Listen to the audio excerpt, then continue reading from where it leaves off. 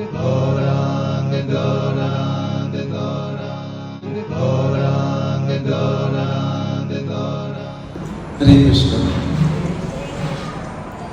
केंद्र हम चैतन्य महाप्रभु के जीवन चरित्र से आरंभ करते हुए महाप्रभु के जो पार्षद नित्य संगी जो भक्त आए, जिन्होंने इस पतित कलयुग को भी हरिनाम के द्वारा पावन किया। और ये हम देखते हैं त्रेता युग हो, सतयुग हो या द्वापर हो, कलयुग तक जब भी भगवान आते हैं तो उनके साथ उनके पार्षद अवश्य आते हैं।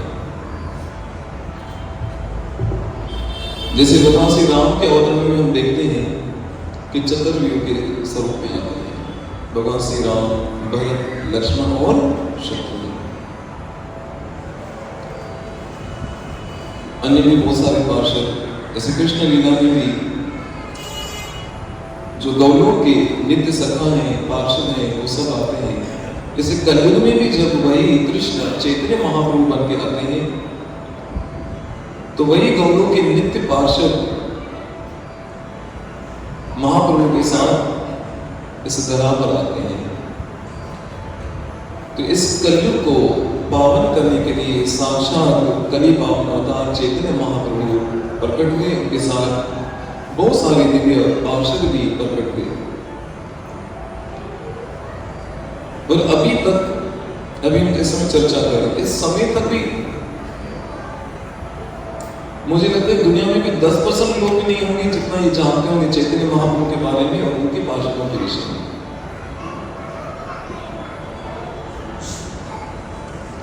और ये हमारा परम सौभाग्य है कि ऐसी चैतन्य महाप्रभु की जो पार्षद हैं, ऐसी विभूतियां, उनके विषय में श्रवण करने का अवसर मिल रहा है। इसलिए कान से सुनो, पर सुनो, ध्यान से सुना करो।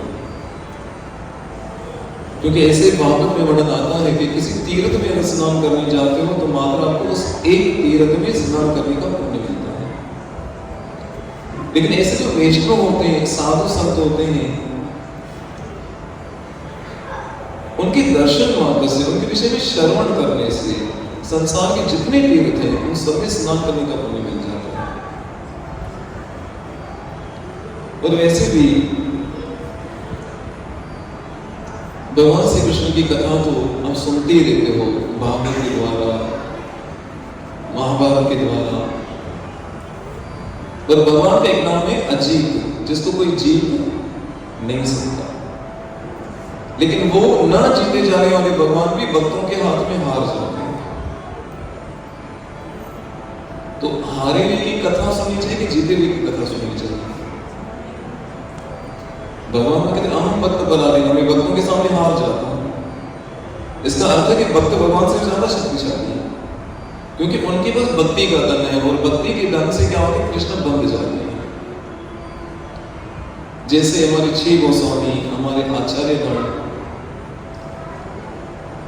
उन्होंने अपने भक्ति और प्रेम के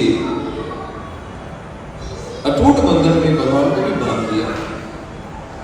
इसलिए यदि आप रियल में सीरियसली यदि भक्ति के पथ पे आगे बढ़ना चाहते हो तो ये भक्ति सिद्धांत सरस्वती महाराज जी का कहना है, श्रील प्रभुपाद जी के गुरु महाराज जी। यदि आप भक्ति पथ में सीरियसली आगे बढ़ना चाहते हो तो फिर क्या करो, ऐसे वैष्णव आचार्यों का या भक्तों का चरित्र अवश्य सुनो। मालूम पड़ेगा कि किस प्रकार से भक्ति की जाती है, कैसे कृष्ण के प्रति भाव होना चाहिए। तो लास्ट हम 2-3 जो सत्र हुए हैं उसमें नरोत्तम दास ठाकुर जी महाराज के विषय में चर्चा कर रहे हैं, जिनकी समाधि वृंदावन के अंदर श्री श्री राधा गोकुलानंदन में है। और बहुत अद्भुत स्थान है। जिन्होंने श्री श्री राधा गोकुलानंदन जी के दर्शन किए हों या वहां पर जिन आचार्यों की समाधियां हैं, उनके जीवन चरित्र को जिन्होंने थोड़ा सा भी सुना होगा, जो स्पष्ट भी किया होगा, इस समय बैठे बैठे अगर उनको सिमरन करोगे तो एक रोमांच हो जाता है, किनका नाम ले रहे हैं। जैसे नरोत्तम दास ठाकुर जी महाराज का जो हम चरित्र श्रवण करें, उनकी समाधि भी वृंदावन में श्री श्री राधा गोकुलानंदन हम दर्शन करने में 2 मिनट भी वहां नहीं लगाते। कई लोग तो सीधा ठाकुर जी के दर्शन करते हैं और यहाँ पर नरोत्तम दास ठाकुर जी महाराज के दर्शन भी करते नहीं, उनको पता ही नहीं कुछ। वो 2 मिनट में दर्शन करने वाले महान आचार्य की अगर कथा को 1 महीना भी कहा जाए तो कम है। मेरे घर में 4थी सत्संग चल रही नरोत्तम दास ठाकुर जी के ऊपर अभी तक। तो लास्ट हमने यहाँ पर विराम दिया था कि नरोत्तम दास ठाकुर जी महाराज का जन्म और बालपन से उनके अंदर वो दिव्य लक्षण जो एक महान वैष्णव में होते हैं, और चैतन्य महाप्रभु ने नरोत्तम दास ठाकुर जी महाराज के इस संसार में आने से पहले ही उनके लिए भविष्यवाणी कर दी थी। हमने यहाँ पर विराम दिया था कि जब चैतन्य महाप्रभु और नित्यानंद प्रभु, जिसको उस टाइम पे इलाहाबाद कहा जाता था, रूप सनातन गोस्वामी को शिक्षा देने के लिए नवद्वीप से उस दिशा में जा रहे थे, तो पद्मावती के तट पे जो गंगा मैया के स्वरूप है वहां खड़े होकर किसको पुकारा था? नरोत्तम नरोत्तम नरोत्तम कहकर पुकारा था। सारे भक्त हैरान थे कि ये कौन है जिसको महाप्रभु याद कर रहे। याद आ रहा है कुछ? तो महाप्रभु ने भविष्यवाणी की थी, एक मेरा बहुत प्रिय और महान वैष्णव एक वक्त आने वाला है इन द फ्यूचर, मैं उसको स्मरण कर रहा हूं, और हे निताई, तुम जितना मुझसे प्रेम करते हो, नित्यानंद प्रभु के अंदर जो प्रेम है ना, वो महाप्रभु के लिए जितना प्रेम एक समुद्र की तरह है। महाप्रभु नित्यानंद प्रभु से कहा कि तुम्हारे अंदर जितना प्रेम, उस सब प्रेम को मैंने जमा करके रखा है, और वो नरोत्तम जो आने वाला है उसको मैं प्रदान करना चाहता हूं। तो कैसे आप दोगे? कहा मैं इस पद्मावती को धरोहर के स्वरूप में, अमानत के स्वरूप में वो दे रहा हूं कि जब मेरा प्रिय पार्षद नरोत्तम आएगा तो तुम उसे प्रदान करना। और ऐसा कहकर चैतन्य महाप्रभु उस पद्मावती के जल में जैसे ही प्रवेश करते हैं, प्रवेश करते ही महाप्रभु पद्मावती का आह्वान करते हैं। साक्षात मां पद्मावती प्रकट होती है और महाप्रभु से कहती है, आज्ञा कीजिए प्रभु, मेरी क्या सेवा है। तो चैतन्य महाप्रभु ने उस समय पद्मावती नदी से कहा कि मैं तुम्हारे पास कोई धरोहर रखना चाहता हूं, कुछ अमानत रखना चाहता हूं। वो क्या है प्रभु? जितने भक्त मुझसे प्रेम करते हैं उन सारे प्रेम को संजो कर रखा मैं तुम्हें दे रहा हूं, और आगे चलकर मेरा एक भक्त आएगा तुम उसे प्रदान करना। और ऐसा जैसे कहा, उस पद्मावती नदी के अंदर तेज एक तूफान आ गया, जैसे सारी बड़ी बड़ी लहरें उठने लगी हो, और चैतन्य महाप्रभु ने वो सारा प्रेम मां पद्मावती के हवाले किया। मां पद्मावती ने कहा कि प्रभु, जिसका जन्म भी नहीं हुआ उसको मैं पहचानूंगी कैसे? महाप्रभु ने कहा कि तुम चिंता मत करो, वो मेरा भक्त। तुम किसके विषय में चर्चा कर रहे हैं? ये याद करेगा। नरोत्तम दास ठाकुर जी महाराज के दर्शन किए आप लोगों ने कभी? कर रहे हो?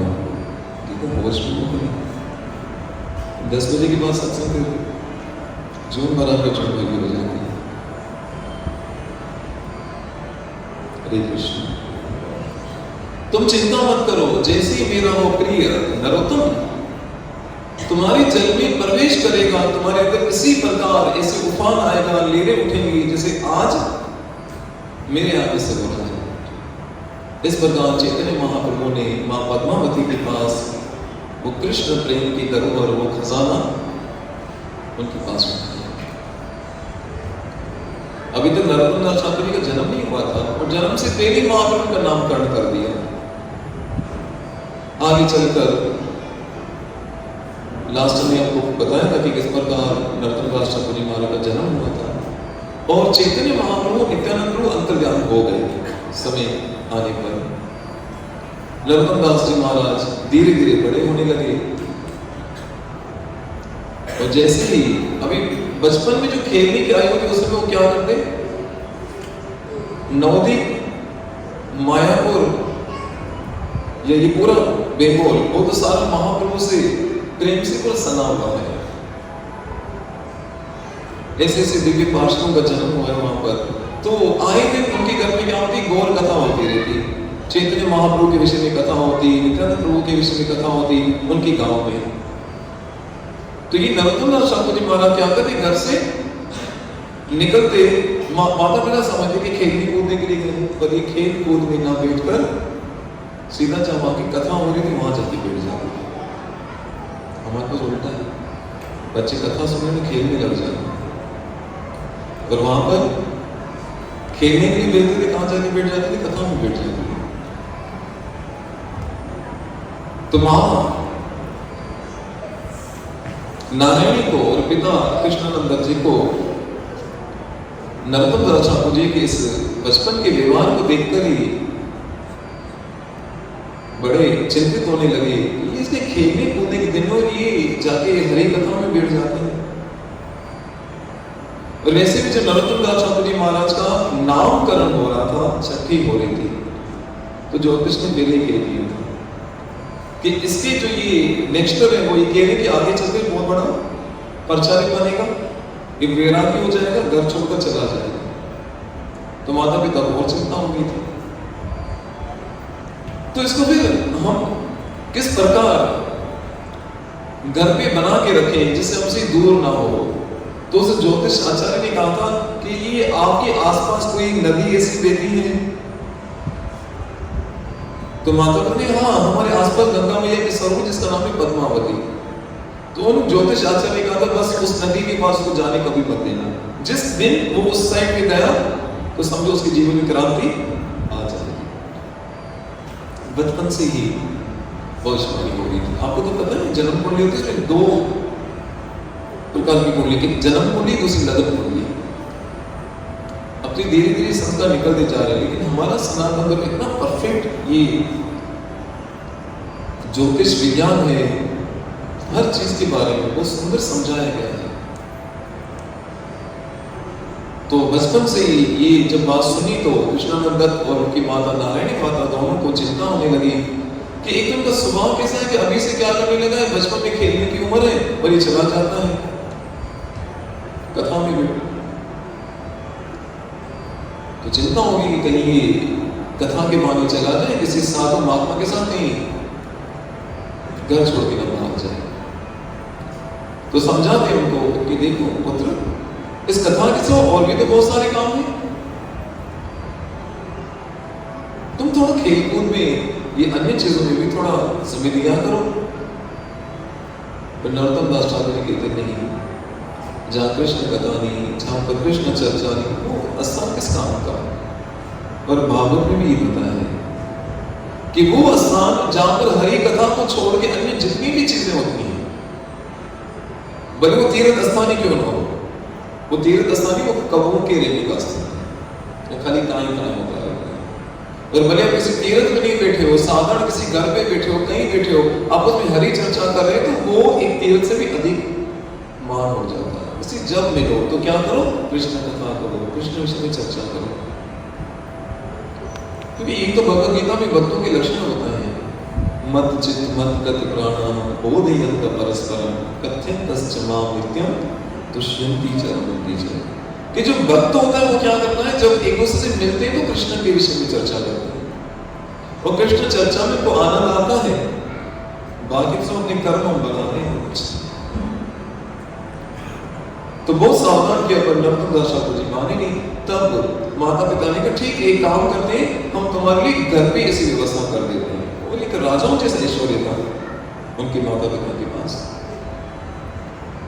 तो घर के अंदर ही क्या किया, सुंदर सा मंदिर, और फिर जो भी साधु संत आते घर पे उनको बुलाते। और नरोत्तम दास ठाकुर जी महाराज तो बिल्कुल जाकर सामने बैठ जाते और इतनी जिज्ञासा करते, कभी महाप्रभु के विषय में, कभी नित्यानंद प्रभु के विषय में, कभी कृष्ण के विषय में, ऐसे सुनते सुनते सुनते उनका जीवन बढ़ने लगा। और माता पिता थोड़े सावधान थे कि इनको कोई ऐसी वैरागी की कथा कोई न सुनाए तो अच्छा है, क्योंकि वो बचपन से कथा जो ज्योतिष ने भविष्यवाणी की थी। ऐसे में एक दिन क्या हुआ, एक महात्मा आए उनसे कुछ जिज्ञासा की नरोत्तम दास ठाकुर जी महाराज। तो इस समय वर्तमान में कौन कौन से आचार्य हैं, चैतन्य महाप्रभु के भक्त हैं, उनके विषय में मुझे बताइए। अब वो जो भक्त आए थे उन्होंने उस समय पर नरोत्तम दास ठाकुर जी महाराज को रघुनाथ दास जी महाराज का चरित्र सुना। रघुनाथ दास जी महाराज की समाधि कहां पर है, किसी को पता है?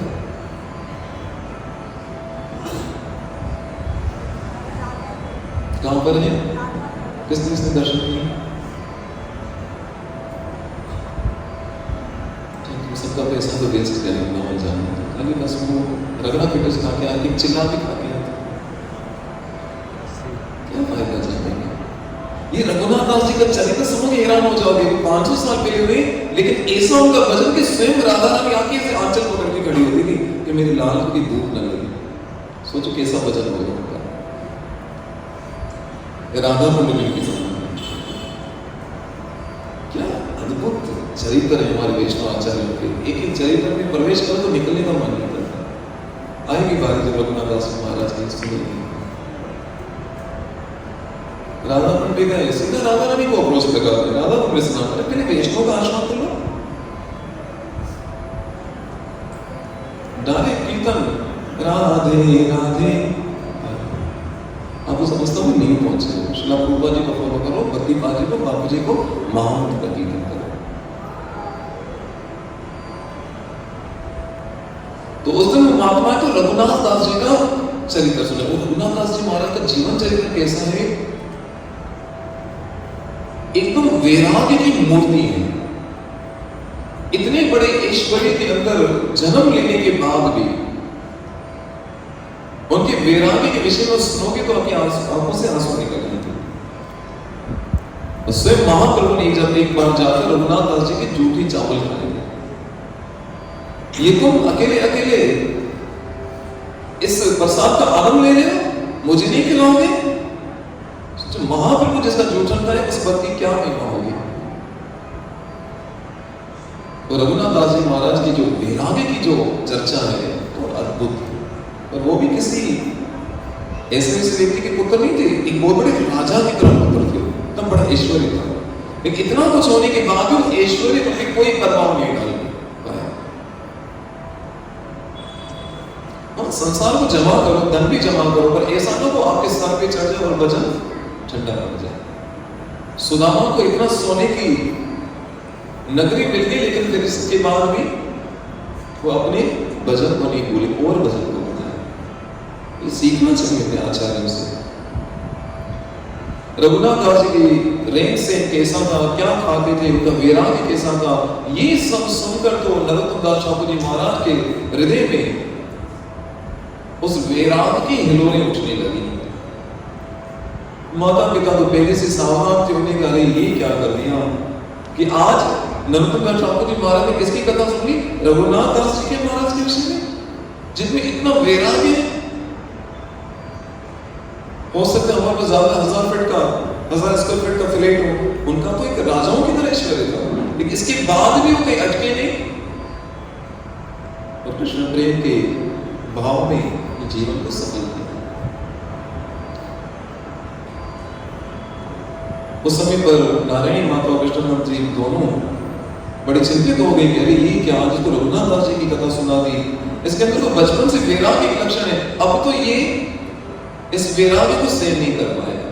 और जैसे ही चरित्र सुना तो नरोत्तम दास ठाकुर जी महाराज अब तो सारा दिन रघुनाथ दास जी महाराज उनके विषय में चर्चा करते।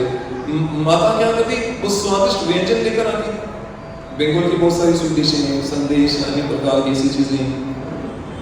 लेकिन वो नरोत्तम दास ठाकुर जी महाराज कहते नहीं, रघुनाथ दास जी महाराज तो ये नहीं खाते, मैं क्यों खाऊं? माँ कहती बेटा तू तो मेरा पुत्र है, तो नरोत्तम में तो रघुनाथ दास नहीं है, वो तो खा सकता है। कहा नहीं। फिर कभी बहुत सुंदर एक राजाओं से वस्त्र लाकर देती, कहा नहीं, रघुनाथ दास जी महाराज ऐसे वस्त्र नहीं पहनते, आप अपने रेशमी इतने महंगे भी वस्त्र ला रहे हो। मां समझा समझा के थक जाती रही। अब उनका वैराग्य दिन ब दिन बढ़ने लगा और ऐसे करते करते माता पिता ने देखा कि अब हमें और सावधान हो जाना चाहिए। अब तो क्या किया, उन्होंने उस घर के चारों तरफ एक दीवार बांध दी और सारी कथा व्यवस्था अंदर होती और इसलिए मना था कि इसको कभी पद्मावती नदी के पास जाने मत देना। सब बोलिए जरा, हरे कृष्ण हरे कृष्ण कृष्ण कृष्ण हरे हरे राम तो जैसे रघुनाथ दास जी के विषय में श्रवण किया ना, नरोत्तम दास को एक ही लगन थी, क्या? बस मुझे वृंदावन जाना, बस मुझे वृंदावन जाना, बस मुझे वृंदावन जाना। माता पिता ने पहरेदार बिठा दी और चारों तरफ एक दीवार खड़ी कर दी कि इसको पद्मावती के पास जाने नहीं दिया। ऐसे करते करते समय व्यतीत हुआ, उनका जो वैराग्य और बढ़ने लगा, तो एक सोए हुए संध्या के संध्या के बाद जैसे साक्षात नित्यानंद प्रभु उनके सौपन में, मैंने पहले भी आपको कहा था, जब ठाकुर जी आए या कोई वैष्णव आपके सौपन में तो सपना नहीं होता, वो वास्तविकता होती है। नित्यानंद प्रभु आए और वो प्रेम से कहते, नरोत्तम हरि ओम नरोत्तम। नरोत्तम दास ठाकुर जी महाराज सचेत हो गए कि इतनी मधुर वाणी में मुझे कौन पुकार रहा है। और जैसे ही नेत्र को भी ध्यान से देखा तो सामने साक्षात नित्यानंद प्रभु खड़े। नित्यानंद प्रभु ने नरोत्तम दास ठाकुर जी महाराज को बहुत आशीर्वाद दिए, तुम किसकी प्रतीक्षा कर रहे हो? जबकि उस समय तक तो नित्यानंद प्रभु चैतन्य महाप्रभु को अपनी लीला समाप्त करके जा चुके थे कि अपने भक्त के लिए को फिर से आए। और उस समय उनको कहा कि तुम किसकी प्रतीक्षा कर रहे हो? तुम जाओ, तुम वृंदावन जाओ और पद्मावती नदी में महाप्रभु ने तुम्हारे लिए बहुत बड़ा उपहार रखा है। नरोत्तम दास ठाकुर जी महाराज ने कहा, पर मैं जाऊं कैसे? मेरे माता पिता तो कहते हैं कि पद्मावती के पास मत जाना, उस नदी में तुम्हारे लिए बड़ा संकट है, बड़े खतरा है तुम्हारे लिए। नित्यानंद में कोई खतरा नहीं, वहां तो चैतन्य महाप्रभु ने अनमोल उपहार तुम्हारे लिए रखा है, तुम जाओ। नरोत्तम दास ठाकुर जी महाराज ने कहा, जाऊं कैसे? इतने पहरेदार बैठे हैं, इतनी बड़ी दीवार खड़ी कर दी, सारे संकट सारे बंधन।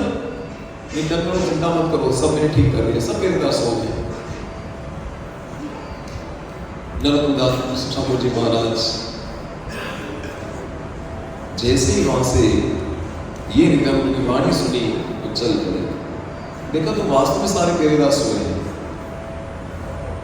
क्योंकि चैतन्य महाप्रभु को जो काम लेना होता है ना अपने पार्षदों से, उसकी सारी व्यवस्था कर देते हैं। और आप देखिए, जब बाबू जी उल्लासनगर में आए थे, क्या था उनके पास? कुछ नहीं, पूरी दुनिया कर देती। मुझे साथ टोटली नॉन क्वालिफाइड पर्सन भी आए तो उसमें ठाकुर जी ने पूरी व्यवस्था बना दी। किसी ने सोचा ना कि वो लासी गली में सोनाली गली में 4-5 लोगों के बीच में बैठ के सत्संग होते होते और इतना बड़ा परिवार बन जाए। तो महाप्रभु जिसे काम लेना चाहते हैं इसलिए व्यवस्था पूरी कर देते हैं। इसलिए भाव बनाओ दूसरों को कृष्ण नाम सुनाने का, कृष्ण स्वयं व्यवस्था करेंगे। किसी को नहीं अपने बच्चों को सुना, नहीं तो दीवार को सुना, आपकी तो प्रैक्टिस होती है। तो महाप्रभु ऐसी व्यवस्था अवश्य करेंगे। इस प्रकार नरोत्तम दास ठाकुर जी महाराज निकले, सीधा पद्मावती के तट पे पहुंचे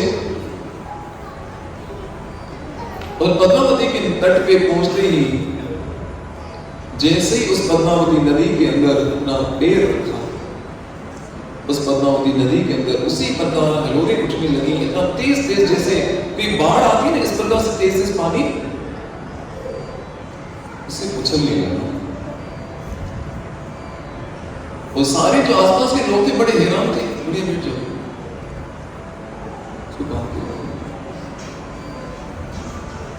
चारों तरफ ऐसी हिलोरें उठने लगी और नरोत्तम दास ठाकुर जी महाराज को चारों तरफ पानी ने पूरी तरह से घेर लिया, जैसे अंदर डूब गए ऐसे लग रहा था।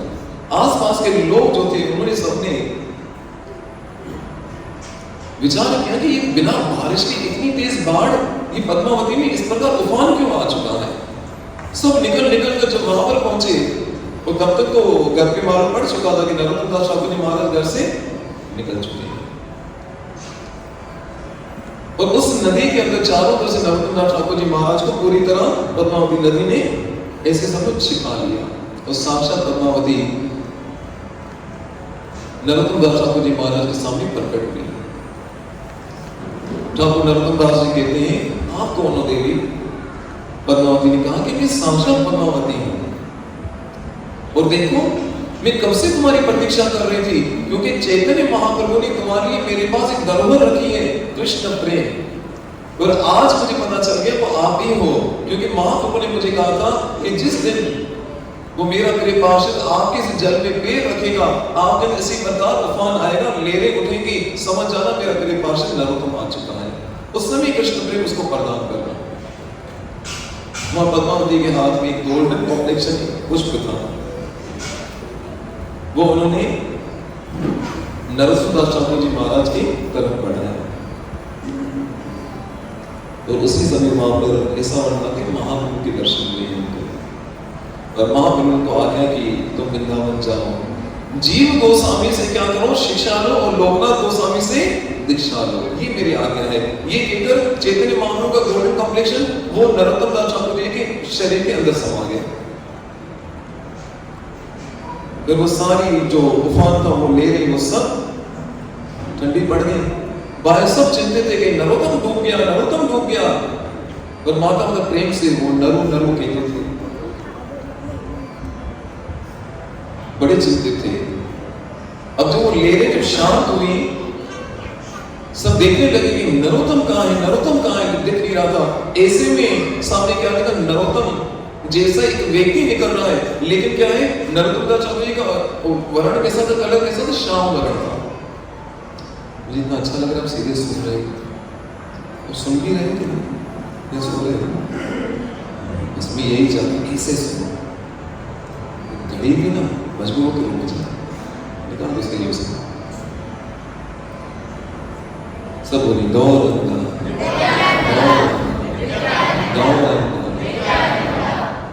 और नरोत्तम दास ठाकुर जी महाराज जैसे पद्मावती से बाहर निकले, अब उनका जो एक श्याम वर्ण था, ब्लैक कॉम्प्लेक्शन था, वो गोल्डन कॉम्प्लेक्शन हो गया, सुनहरे रंग जैसा।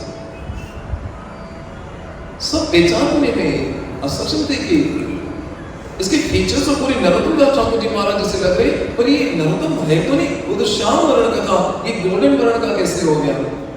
और जैसे जैसे जल से बाहर आने लगा, उनके जीवन पे एक ही रट लगी थी बस, श्री कृष्ण चैतन्य, श्री कृष्ण चैतन्य, श्री कृष्ण चैतन्य, श्री कृष्ण चैतन्य, श्री कृष्ण चैतन्य, श्री कृष्ण चैतन्य। और उनकी वाणी रुक नहीं रही थी बिल्कुल। माता पिता अन्य जितने भी लोग हैरान थे कि क्या हो गया नरोत्तम को, इनका रंग पूरा चेंज हो चुका है, इसका भाव भी पूरा बदल चुका है, कुछ सुध नहीं, बस उनके मुख से एक ही नाम निकल रहा है, श्री कृष्ण चैतन्य, श्री कृष्ण चैतन्य, श्री कृष्ण चैतन्य। माता पिता सब हैरान कि लगता है इस पर किसी भूत का साया पड़ गया। अब तो माता पिता बड़े चिंतित। ऐसे में उस गांव के एक ओझा को बुलाया। ओझा समझते नहीं, भूत बताने वाले। तेरा मानना चाहे खाली बस कुछ नहीं। यदि किसी को चक्कर भी आता था, तो किसी पर पैसा नहीं, डॉक्टर के पास लेके जाओ।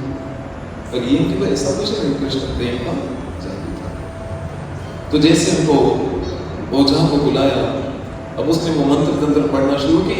मंत्र तंत्र पढ़ते पढ़ते क्या, जैसे उन्हें नरोत्तम दास को ऐसे स्पर्श किया, जैसे किसी इलेक्ट्रिसिटी के वायर में हाथ डालो ना, करंट लगा, वो नाचना शुरू हो जाता। जब किसी को लगा नाचना शुरू हो गया, पता तो करंट लग रहा है, मुझे नाच रहा है, बात ही पता चल गया। तो जैसे उनको हाथ रखा उस ओझा ने, तो उसको ऐसे ऐसे लगा कि जैसे शरीर में कोई ऐसे सैरन सी दौड़ गई, ऐसे कोई इलेक्ट्रिसिटी का कोई करंट चला गया, वो ओझा भी चलाने लगा। क्या? श्री कृष्ण चैतन्य, श्री कृष्ण चैतन्य, श्री कृष्ण चैतन्य। सारे लोग हैरान थे, इसको क्या हो गया भाई? सबने उसको पकड़ा, अरे ओझा तुम तो उसका भूत उतारने आए थे। बोला नहीं भाई, वो बड़ा भूत है, मेरे ऊपर चढ़ गया, अब मेरे लिए कोई इलाज के लिए बुलाओ। लो, एक अनार 100 बीमार, यहाँ भी इसे 100 बीमार है। फिर एक दूसरे भुजा को बुलाया गया, तीसरे को, जो जो स्पर्श कर सबको, जिसने नरोत्तम दास ठाकुर महाराज को स्पर्श किया या उनके स्पर्श किए हुए व्यक्ति को स्पर्श किया, उनके मुख से भी निरंतर निकल रहा था क्या? श्री कृष्ण चैतन्य, श्री कृष्ण चैतन्य, श्री कृष्ण चैतन्य। किसी को कुछ समझ नहीं आया और घर पे आए तब तो उनके दिमाग में एक ही बात है कि बस मुझे वृंदावन जाना है, मुझे वृंदावन जाना है, मुझे वृंदावन जाना है। माता पिता ने बहुत प्रयास किए, कैसे इसको रोका जाए, अब तो इसका बेराग, इसको कैसे भी इसको वृंदावन लेकर चले। मतलब 2-3 मिनट हम कथा को आगे बढ़ाएं, मुझे पता है कि ये इतना आसानी से पूरी होने वाली नहीं, और मैं चाहता भी नहीं। इतनी अद्भुत कथा को थोड़ा तो 5 मिनट। तो घर पे जब विचार करें क्या करना चाहिए इसका, तो कई लोगों ने सलाह दी कि देखो अब ये रह नहीं पाएगा। इसलिए कई बार फिर उसने क्या किया, नरोत्तम दास ठाकुर जी महाराज ने घर से भागने का प्रयास किया, बार-बार उनको पकड़ा गया, बार-बार लाया गया। अंत में भगवान ने विचार किया, इसको क्या करो, इसका विवाह करवा देते हैं। वो सारा दिन राशन कार्ड के चक्कर में, जींस के चक्कर में, बच्चों के चक्कर में, पढ़ाई के चक्कर में खोया रहेगा। जैसे हम फंसे हैं, ये फंस जाएगा। इसका क्या करवा देते, विवाह करवा देते, फिर विवाह करवा देते। विवाह भी इतनी सुंदर कन्या से करवाया गया जिसको अप्सराओं के समान कंपेयर किया गया है, लेकिन कोई इस पर वो बंधन रोक नहीं पाया। और इसके बाद भी क्या, मुझे वृंदावन जाना है, मुझे वृंदावन जाना है, मुझे वृंदावन जाना है। बस मैं इसी बात के साथ अपनी वाणी को विराम दूं। और जिसको वृंदावन का पूछ पता है तो क्या है, ये वृंदावन है प्यारे, क्या सब बोलो तो किसी को याद है, ये वृंदावन है प्यारे। आगरा के पागल खाने में कोई चला जाए तो ठीक होने की संभावना है, लेकिन वृंदावन के पागल खाने में जो चला गया ना, उसके ठीक होने की संभावना नहीं है।